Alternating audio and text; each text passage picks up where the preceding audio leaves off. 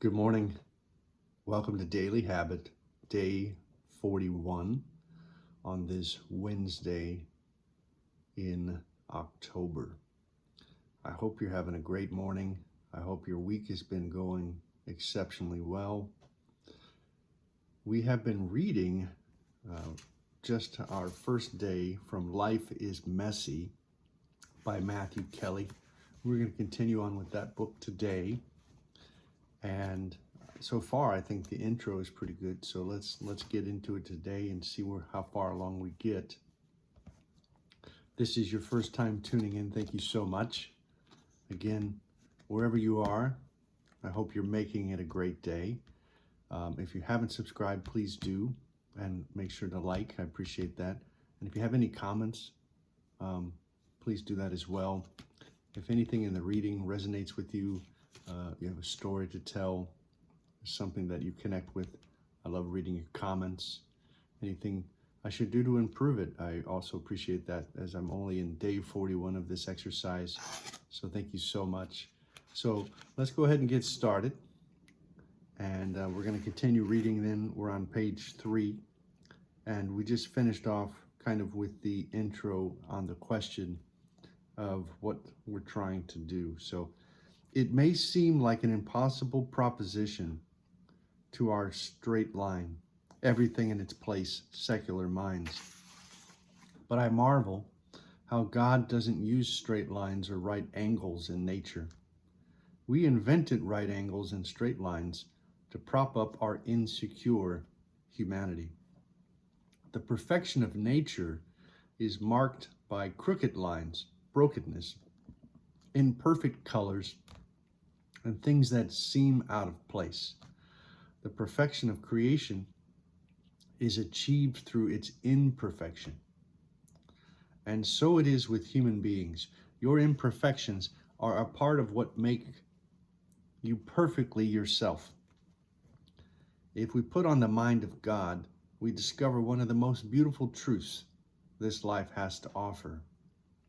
Something that has been devastatingly broken can be put back together in a way that makes it more beautiful than ever before.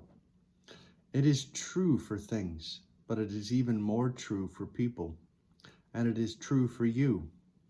This is the source of the summit of hope. We believe that once something is broken, it can never be as beautiful as it was before, but that's not true. It's true that it cannot be exactly the same as it was before, but that doesn't mean it cannot surpass its former self.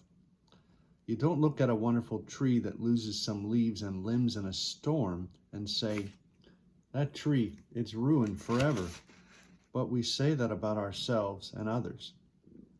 The Japanese have a beautiful art form called kintsugi. It is a form of ceramics, and I have been meditating on it for the past several years. In our disposable culture, if we break a vase or a bowl, we throw it away and buy a new one. This simple act allows us to maintain the illusion that life is not messy. It plays into our delusion of perfection. But life is messy. Perfect is a myth. And the wisdom of the Japanese art of kintsugi has much to teach us. When a vase or bowl or cup is broken, artists gather up the broken pieces and glue them back together. Though it is how they put them back together that is steeped in wisdom and beauty. They mix gold dust with the glue. They don't try to hide the cracks. They own them, honor them, even accentuate them by making them golden. They celebrate the cracks as a part of their story. This is a beautiful lesson. They don't pretend the vase was never broken. They don't pretend that life is not messy. They don't pretend they are not broken. When we pretend to be someone other than who we are, our true self hides in fear and shame. The fear of being discovered and the shame of not being enough. The most beautiful and surprising lesson the kintsugi art form teaches us is this: we are each other's wounded healers. We each possess the gold dust needed to glue other people back together, making them more beautiful and lovable than ever. Our love, connection, acceptance, generosity, community, and kindness are that gold dust. This is astoundingly profound. There is vital truth here. Kintsugi ceramics are staggeringly beautiful. There is an honesty to their beauty that is missing in the artificial perfection of mass-produced items. Once repaired in this ancient method, kintsugi pieces are more beautiful and more loved than before they were broken. This idea creates vast confusion and cognitive dissonance for us. We don't believe that something that has been broken and repaired can be more beautiful and more loved than ever before. But hope depends on overcoming this false belief. Moving on from this false assumption is essential to making peace with our own brokenness and a vital ingredient in all healthy relationships. Someone who has been broken and healed can be more beautiful and more loved than ever before. Embracing this truth is liberating, but it is easier to do once we realize it's okay to be broken. It's normal, in fact, part of the human condition. Once we embrace this truth, we are on the path of hope. When we reject it, we are on the road to despair. Can someone who has been broken be healed and become more beautiful and more lovable than ever before? This is the central question in our journey together. I am convinced the answer to the question is yes, but as you will soon discover, arriving at this conviction was no easy feat. This book is my own messy and imperfect grappling with this question. If at any point in this book you find yourself lost, confused, or disorientated, return to this question.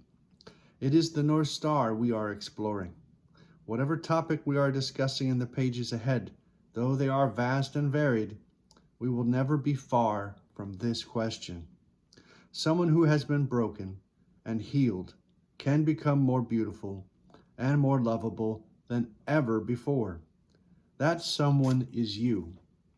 My singular hope as you make your way through these pages is that you discover this to be true.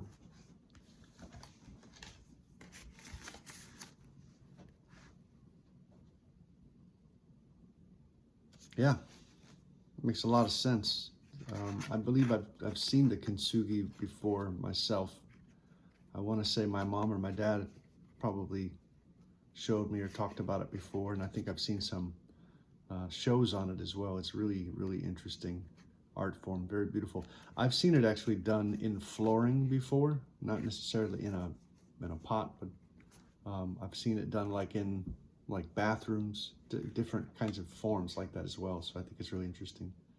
I do believe what they're saying, and I think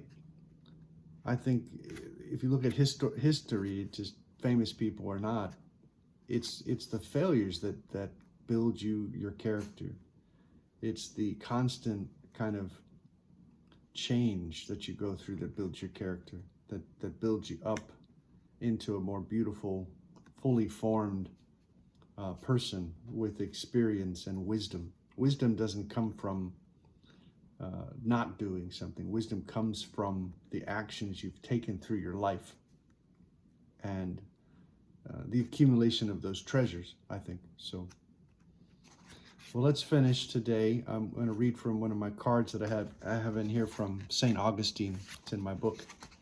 So, breathe in me, O Holy Spirit, that my thoughts may be all be holy, Act in me, O Holy Spirit, that my work too may be holy.